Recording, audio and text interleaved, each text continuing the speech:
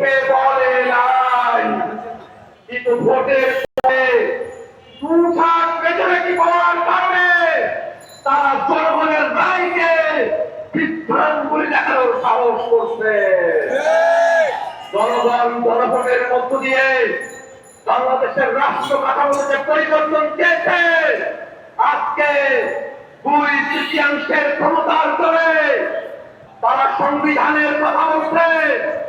আমরাও বলি একাত্তরের মুজিববাদী সংবিধান না, সেই সংবিধান শেখ হাসিনার সংবিধান না, সেই সংবিধান কোন দল বিএনপির সংবিধান না। দেশ পরিচালনার জন্য সংবিধান লাগবে, সেই সংবিধান হতে হবে জনগণের সংবিধান। আর সেই সংবিধানে জনগণের কথাগুলো থাকবে, আমরা হতে দেব না।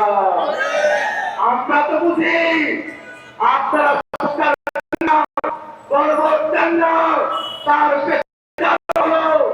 আপনারা বাংলাদেশের রাষ্ট্র ক্ষমতাকে, বাংলাদেশের সাংবিধানিক প্রতিষ্ঠানগুলোকে এক ব্যক্তির পরায়ত্ত করে রাখতে চান।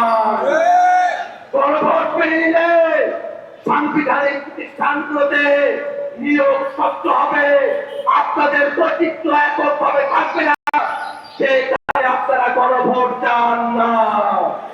গণভোট মেনে নিলে তত্ত্বাবধায়ক সরকারের অন্তর্বর্তীমূলক সম্মিলিত ভাবে একটা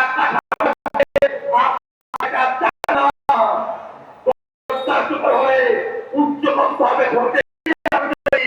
আপনারা সেটা চান না, আপনারা মৌলিক কাঠামোর পরিবর্তন চান না, ভোট চান না।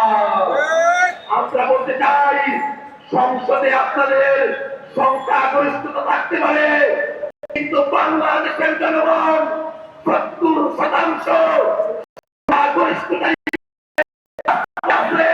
এই জনগণকে কোনোভাবেই পরান্ন করে আপনারা টিকে থাকতে পারবেন না।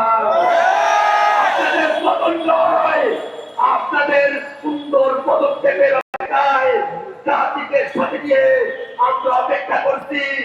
সংসদে রাজপথে কথা হবে।